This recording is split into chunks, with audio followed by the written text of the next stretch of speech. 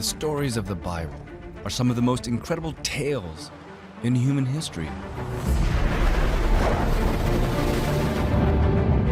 Tales of right and wrong, good versus evil. But how did these stories originate?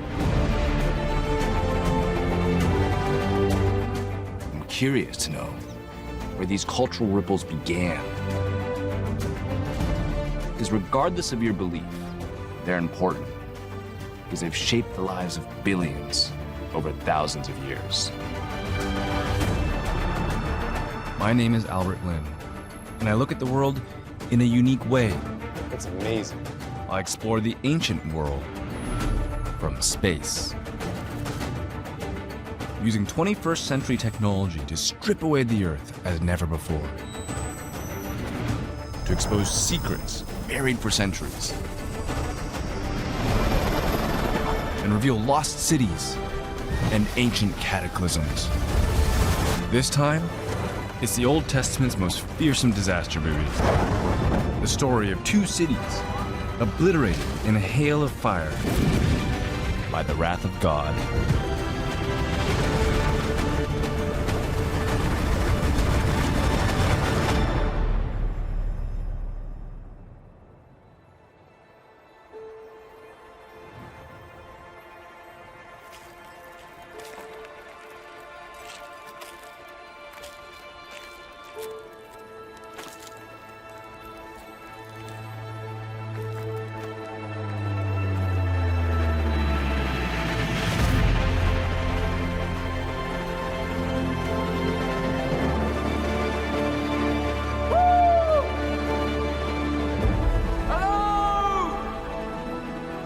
I've come to Jordan, in the Middle East, one of the most epic landscapes on Earth.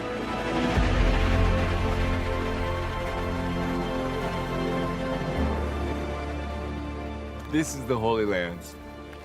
Beneath my feet, just rocky desert. This is incredible. Then out to the west, you've got Israel, and then Egypt. South is Saudi Arabia. East is Iran, Iraq, and to the north, it's Syria. Where I am, it's smack dab in the middle.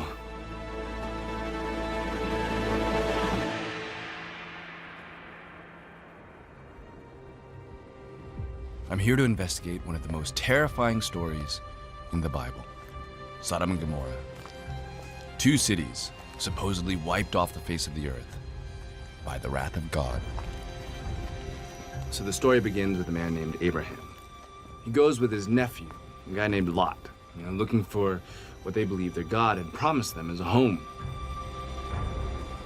Problem was, they split up. And Lot makes a bad call when he decides to settle on the fertile plains near a city called Sodom, at war with its neighbors, and condemned from above.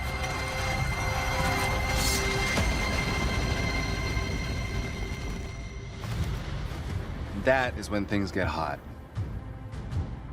Lot is warned that God is going to destroy the town and they have to flee without looking back. And he does, just in the nick of time, with his family. As fire and brimstone begin raining down, destroying everything alive, even the vegetation. Lot's wife just can't help but look back one last time. And because of it, she's instantaneously turned into a pillar of salt.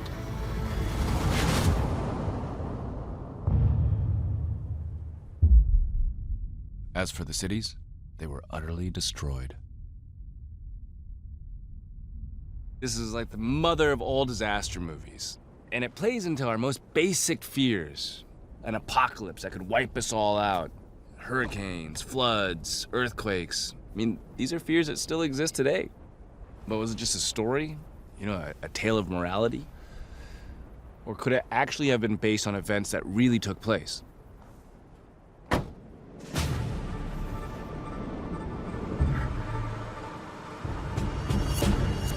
So my first mission, can I find any trace of an ancient city somewhere this could have happened.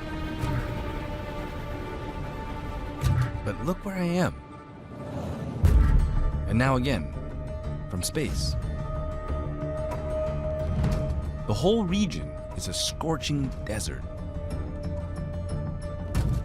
There's very little here, except sand and rock.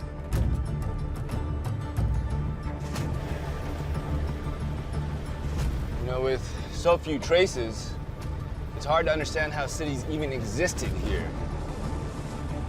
How could they exist in such a vast, arid desert? So where should I start to look? Well, there is a hint. The ancient word for Sodom. The biggest clue comes from the word Sodom, which in Hebrew means a salt lake. So naturally, most scholars believe it's somewhere in the plains near the Dead Sea. It's a rugged drive across the desert. But eventually, I come to this vast inland lake, the Dead Sea.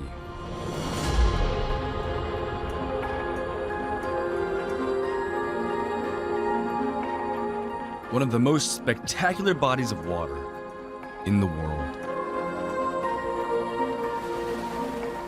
But it doesn't look like the fertile oasis described in the story. It's not sand lining this beach, it's salt. This is the Dead Sea. You know, it's almost 10 times saltier than the ocean. And I'm actually standing on the lowest point on Earth. It's one of the hottest, too. It seems impossible to survive here. Why would anybody settle in the driest and saltiest place on Earth? Well, according to archaeologists, there may be a clue 80 miles south.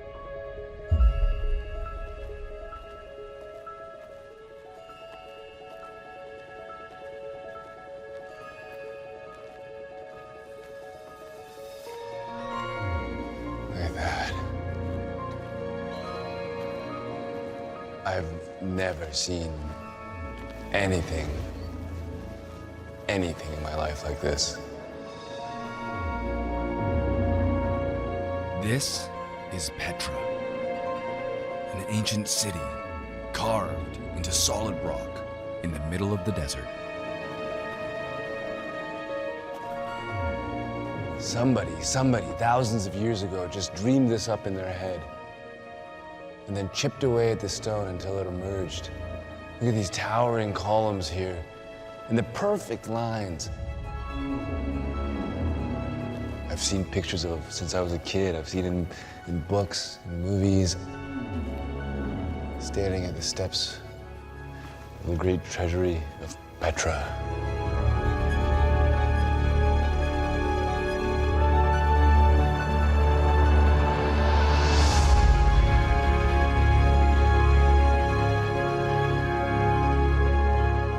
It's magical by night. But by day, it's something else. The scale of the place takes your breath away.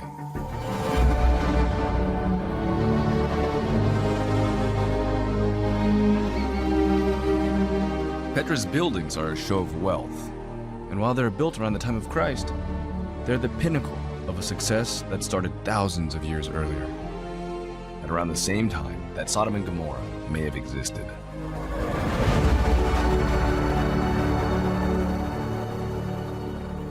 But the most amazing thing about this place is not its splendor, it's this.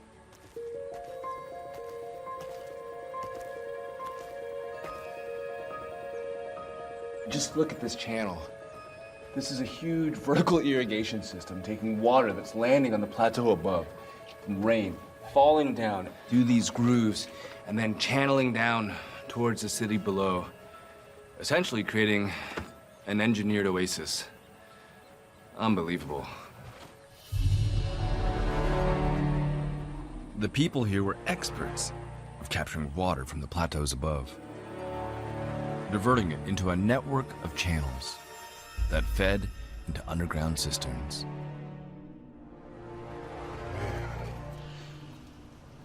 Look at this. And this is the kind of thing that would allow an entire city to survive. This is basically the bank for life. They figured out how to do the plaster walls and keep the water in. Even today, there's water in here. It's incredible. It's a technology that's worked so simply and so well for so long. And it's got great acoustics.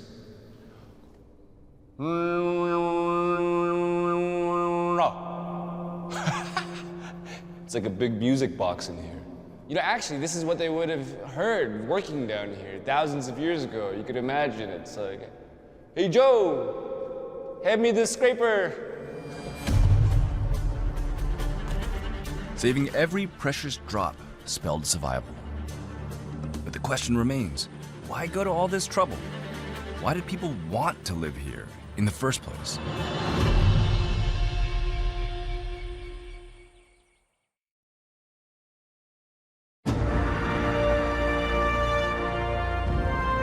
I'm in Petra, meeting archaeologist Katrina Harmane, who's showing me why this vast city thrived in a harsh desert. Turns out, they had a stranglehold on priceless goods from across the region. The most extraordinary one is asphalt. Asphalt? The stuff that we see, you know, on the roads today, the same black tar stuff is... Yes, indeed. This is how we visualize asphalt now. This dark, material that you see in here. But at that time, it was absolutely something different. Asphalt, or tar, is a semi-solid form of petroleum, which in ancient times meant one thing: money. What would they use asphalt for? First, medicine, and the second, they used to sell it, for the Egyptians who used it in their mummification. Selling asphalt meant the people of Petra could rake in big bucks fast. But there was one source of asphalt that everyone wanted to control. They had an asphalt lake. There was a large lumps of asphalt just floating on top of what we know is the Dead Sea. So we had different nations fighting for it, for its importance. The biblical story is quite interesting because it actually mentions several kings fought for the asphalt, which could have been the kings of Sodom and Gomorrah. Do you think that Sodom and Gomorrah could have existed at the Dead Sea, trading the same asphalt? Indeed, I think that is quite possible. All very promising. But can I find any physical evidence for this back at the Dead Sea? Where the biblical texts locate Sodom and Gomorrah?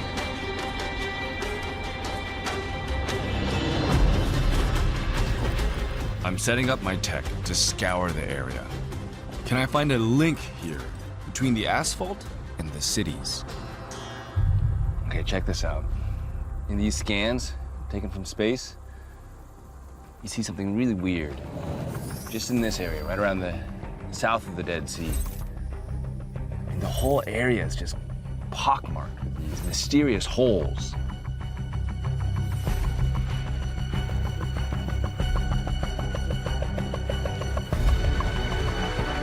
Heading down there, I find a strange landscape. It looks like another planet, where the Earth is cracked and collapsed to form hundreds of giant holes in the ground. Look at these sinkholes. Just destruction.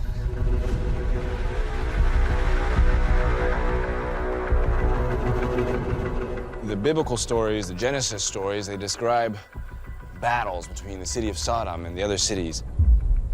The men of Sodom, when running away, fell into tar pits. Not these ones, but maybe ones just like this.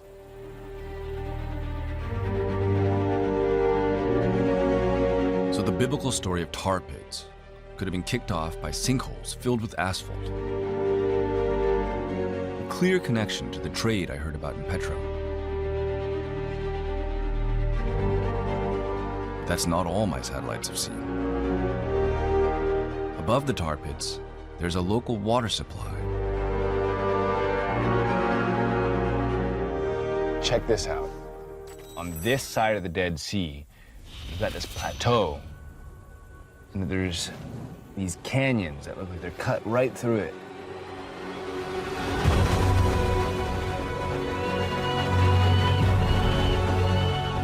And where there's canyons, there's water. These seasonal rains carve through the plateau, creating these canyons. You know, they're called wadis. You get these channels of fresh water.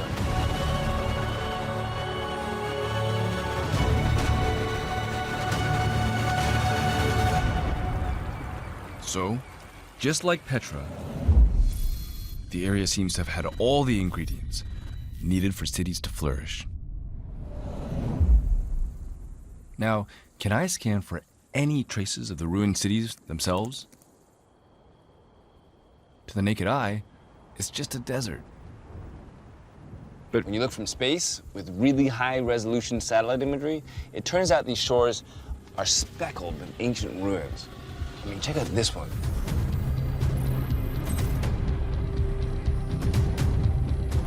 And this one right here.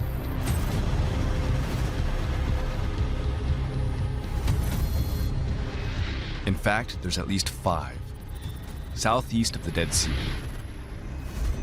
And couldn't 2 of them be the sites that inspired the story of Sodom and Gomorrah?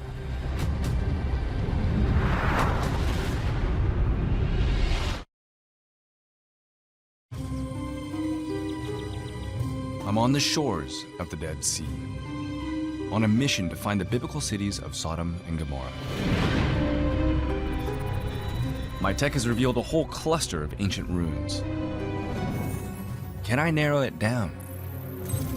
I'm basically looking for a Bronze Age settlement, roughly 4,000 years old.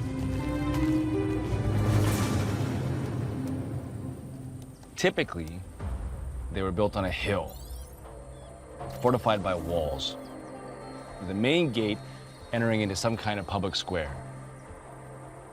And these were features that were described in the story of Sodom and Gomorrah. Some of them here seem to match the description, and one in particular, a settlement called New Mira.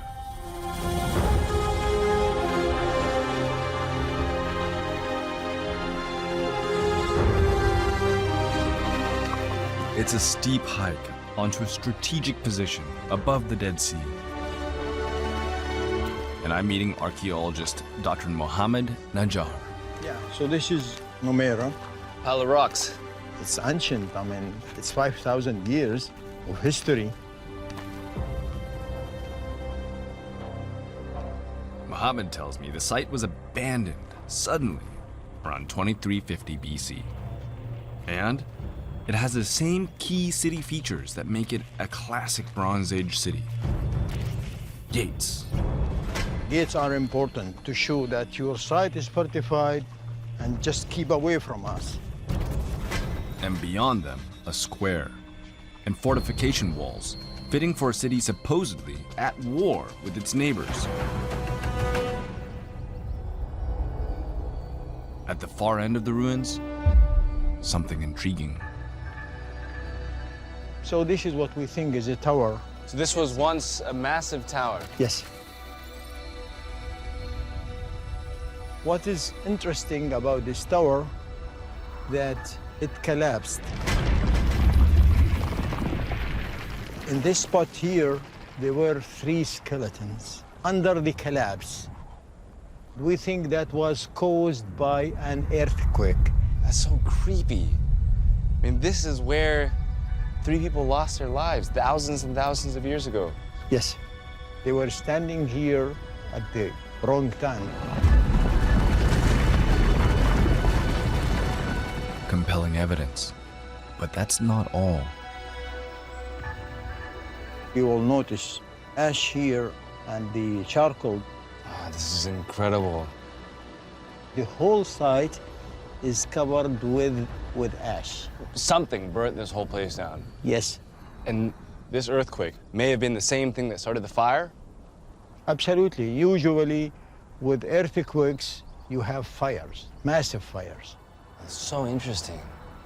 Fire, It certainly adds to the clues of the story.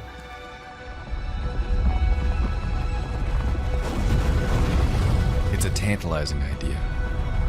An earthquake that sparks an all-consuming fire. But what could cause them to combine together so catastrophically?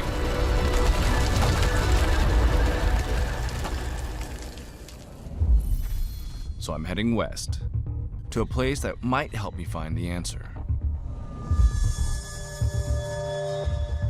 Up above the western shores of the Dead Sea is an ancient fortress called Masada. It's really inaccessible up here. I mean, it really makes sense that this was a key strategic site in Jewish history. At, I don't know, like 74 AD, there was a battle where the Romans were coming here, and this community of about 1,000 people ended up on the top of this mountain, holding out for almost 2 years. The Romans built a ramp up the backside of this entire mountain.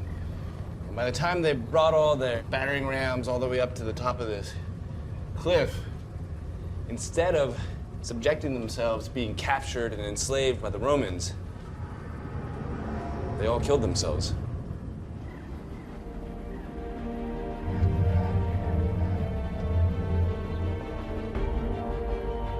But I have not come here for the fortress, but for this. Wow. Beneath me, the whole landscape that would have surrounded Sodom and Gomorrah.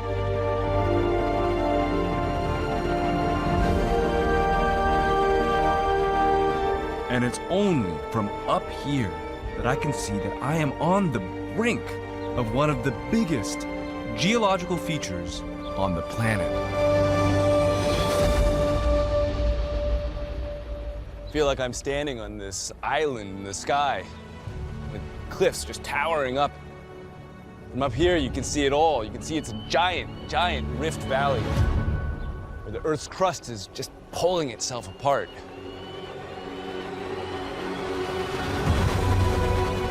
And you can see it even better from space. A 300-mile-long tear in the Earth's crust called the Jordan Rift Valley. Turns out, there are huge fault lines running all the way along the Dead Sea. And where there are fault lines, there are earthquakes. So that means that any city out here around the Dead Sea, it's essentially lying on an earthquake zone. I mean, it's like they're on a ticking time bomb. So the next piece of the puzzle is essentially, were there ever any earthquakes at the time in which Numeira was abandoned? Challenging question, but there may be a way to find out. For thousands of years, water in the Dead Sea has risen and then fallen, meaning in places, ancient sediments laid down by flash floods onto the lake floor are now high and dry. And in these layers, there are clues about ancient earthquakes. Geologist Revital Bookman can read these layers, like the rings of a tree. This is weird. What is this swirly pattern shape up here? How does that happen? There is a slope here. And during an earthquake event, the sediments shake. You get the sliding of the sediments toward the deeper part of the lake. That's an earthquake? Yeah. This is essentially an ancient seismometer dating back tens of thousands of years. Exactly. If we date the sediment just on top of it, we will get the age of this event. So the cities that we've been looking at date sometime to around 2600 to about 2350 BC. Do you find anything like this around that time? When you look at the younger sediments, you can find evidence for historical earthquakes. From that time? Yeah, from that time. That is crazy. I mean, I feel like when I'm looking at this thing, I'm literally touching the vibrations of an earthquake. You could feel it. And it's shaking. That's the coolest thing I've ever seen. Thank you. Impressive evidence. But it's only part of the story. You know, an earthquake may have been involved, but the biblical text describes something far more terrifying. A blaze of fire falling from the sky.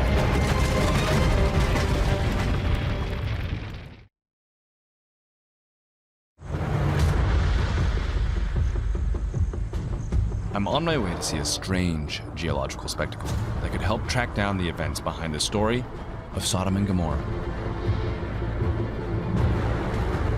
On the east coast of the Dead Sea is this incredible pillar of rock, a source of imagination and intrigue for centuries.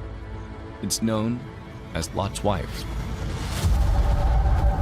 The story goes that angels warned Lot and his family, run away, flee, don't look back. Lot's wife couldn't help but look back one last time, and in that moment was turned into a pillar of salt. Now, obviously that's just a metaphor. That doesn't happen. But there might be something in that metaphor that could tell us more about the catastrophe itself. Could the pillar of salt in the story help unlock the secret of fire and brimstone? 10 miles away, on the opposite shore of the lake, is Mount Sodom. It takes its name from the same Hebrew word for the Dead Sea, Siddim, which means salt lake. I'm meeting geologist Amatz Agnon. Professor Agnon. That's Albert, right? Yeah, thanks for meeting me. Thank you. Shall we? Yes. Like we're on a different planet almost. Yeah. Amatz wants to show me an intriguing link between salt and fire. This place is incredible.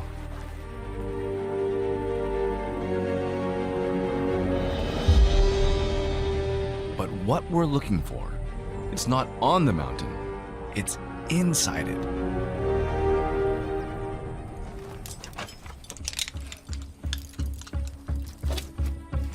Okay. Going in. I'm about to step into the ledge. Once I go over this, I'm just on air.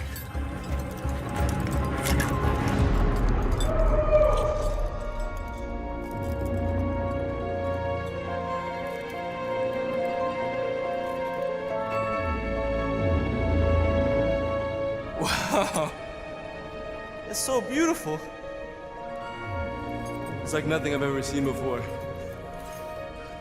I'm dangling hundreds of feet off the ground. It's nuts. It looks so different up here. Yeah. The rock is completely different. It's just all of this glassy kind of crystal stuff. See if you can taste it. It's salty. Yeah. It's a mass of salt. This whole thing is salt? Yeah, the whole mountain. 10 kilometers long, 2 kilometers wide, 5 kilometers high. It's incredible.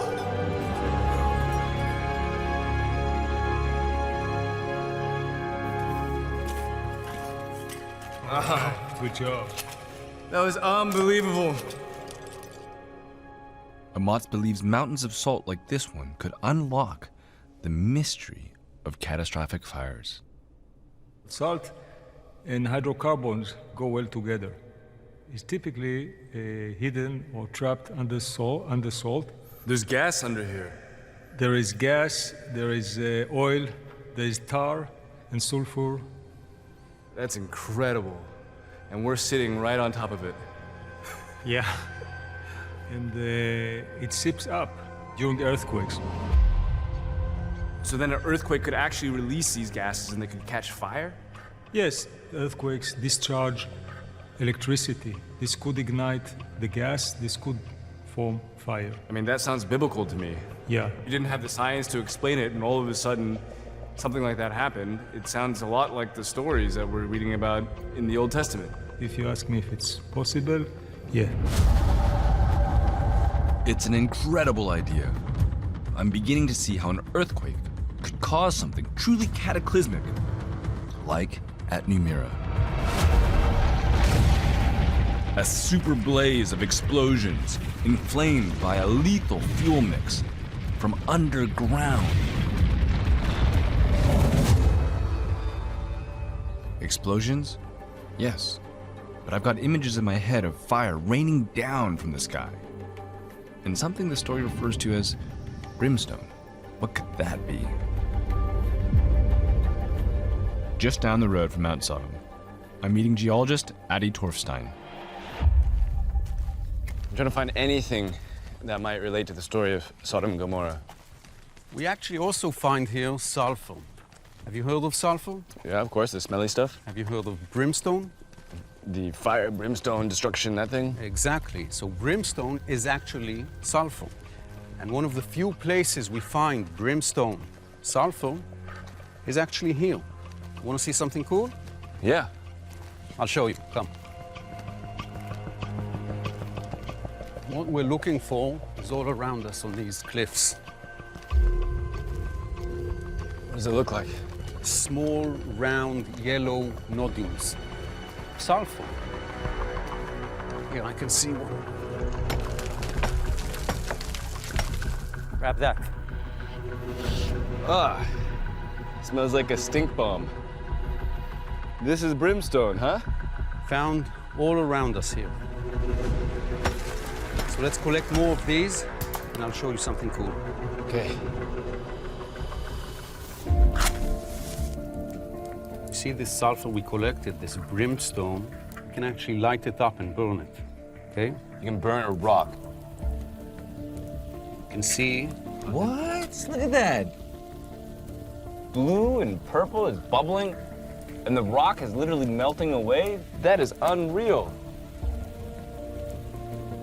You can imagine that if you saw this happening, you would think it was something supernatural. And actually quite nasty if we breathe too much of it. Let's get out. Oh, gross. So, with this final piece of evidence, could it have played out like this? A city trading in flammable asphalt is struck by an earthquake. Everything collapses, even the tower. And those that survive face something even worse. A raging fire, as hidden gas reserves erupt from underground. While the inhabitants flee, explosions hurl down burning sulfur.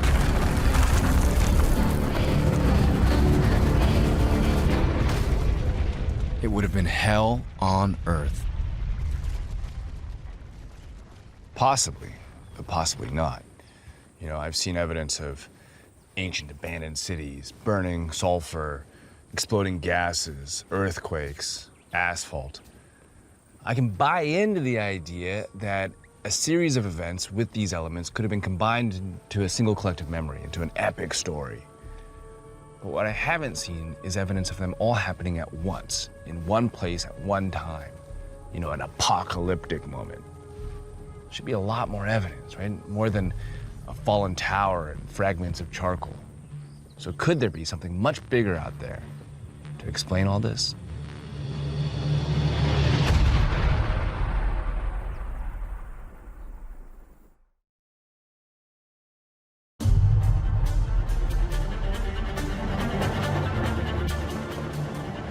So I found some evidence that Sodom and Gomorrah could have been sitting on a pile of geological dynamite, set off by an earthquake.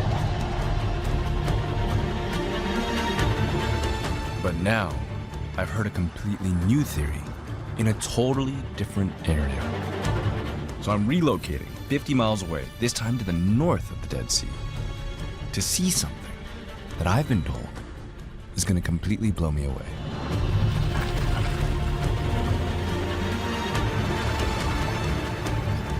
This is Tel al-Hammam.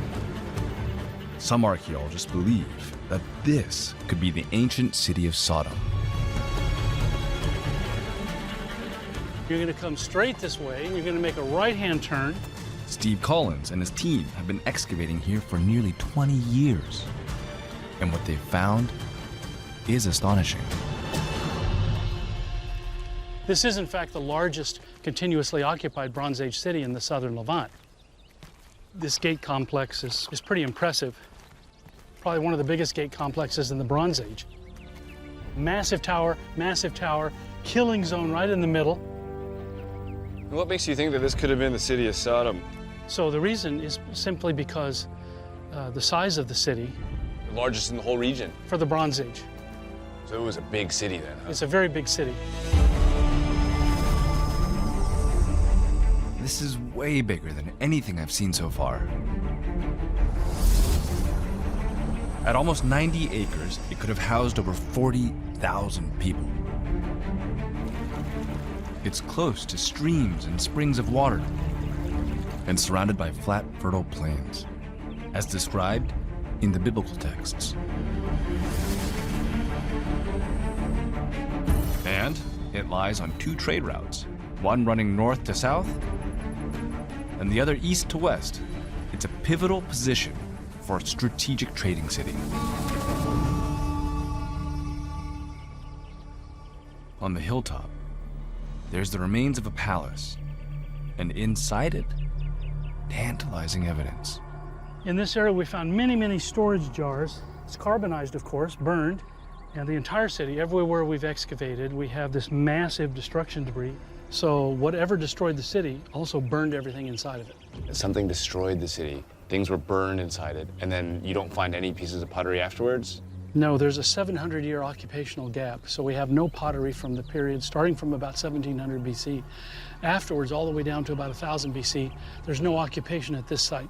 So something happened at a massive scale, turning everything into this pile of rubble in one moment, right around 1700 BC. And that's a good way to describe it. It's a pile of rubble. It is sort of a mixture, a tumbling of everything.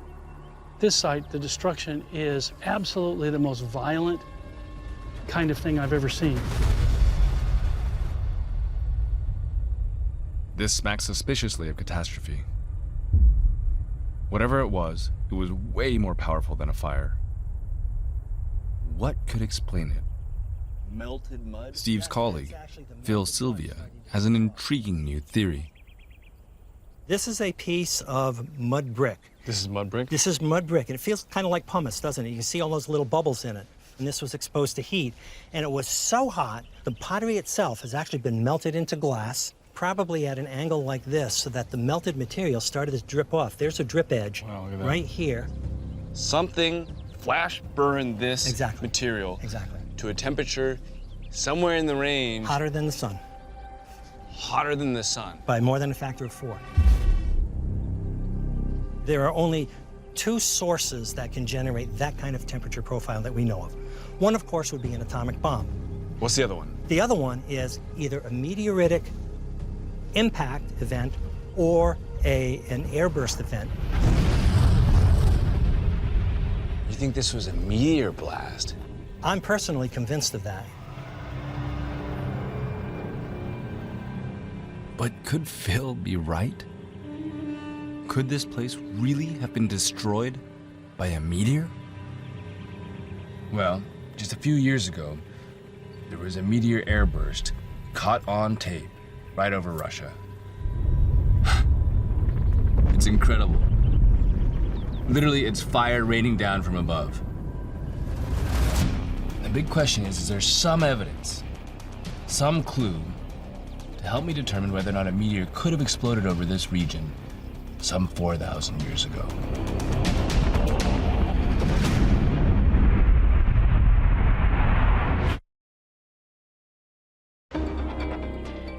I'm investigating a new theory, that Sodom and Gomorrah were destroyed by a meteor. I've brought in my tech team to scan the site for clues. Using high-resolution drones, we're photographing the site from multiple different angles, so we can build a 3D computer model. Perfect. Meanwhile, Phil Sylvia wants to show me something else that supports his theory. This is about 400 pounds worth of rock. It was sitting on a dirt pedestal, and when the blast hit, it got rolled off of that pedestal and dumped on its side. You're saying that something moved this massive stone? That's right, doesn't move itself. Phil believes the meteor exploded somewhere over the Dead Sea, creating a blast powerful enough to move solid rock. The debris field was all pushed in this direction and banked up against this wall. So your theory is that there was a big explosion over there, Yep. creating a flash of fire, Yep. hotter than the sun, blasting everything against these walls and vaporizing everybody in the city all at once. Yes. Not only that, but Phil's theory has one final component that resonates with the biblical story. When you have an airburst over water, it creates a tsunami effect, and that pushed a tremendous volume of water across the full width of the valley floor. This whole area was taken offline by this event, and it became uninhabitable because of the salt poisoning of the ground. The theory explains every element of the biblical texts. The burning question is, have the tech team found anything to back it up?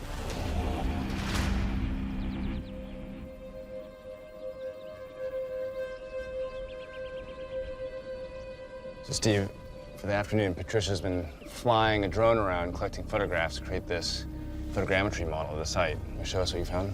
Yeah, with photogrammetry, what we can do is we can take loads and loads of different pictures, and then we stitch all of those photographs together, and we can make a 3D model, which I think gives us a completely different perspective. So let's fly through that. This is your site.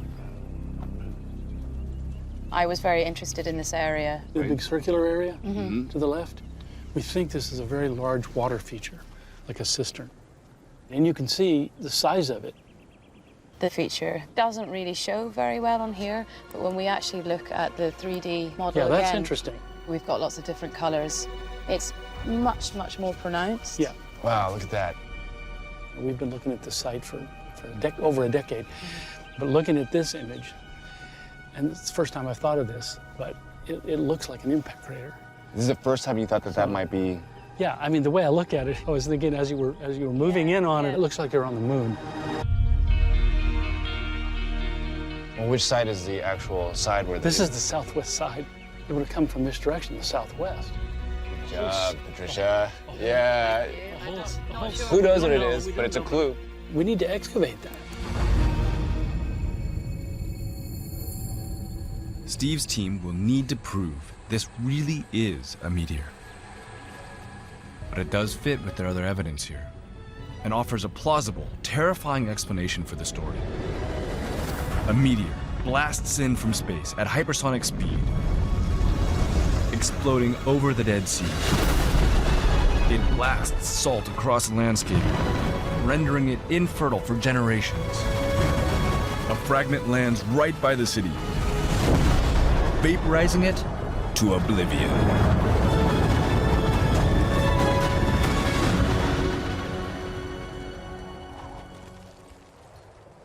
You know, the fear of apocalypse, it's in all of us. But very few stories deliver it on this scale. One thing's for sure, when I started this journey, I thought it was just a tale of projected morality. And what I actually found was a showcase of some of the most incredible geological phenomenon in a place where the Earth's crust is literally ripping itself apart, where the powers of destruction are so terrible that they may have gone down as being the hand of God.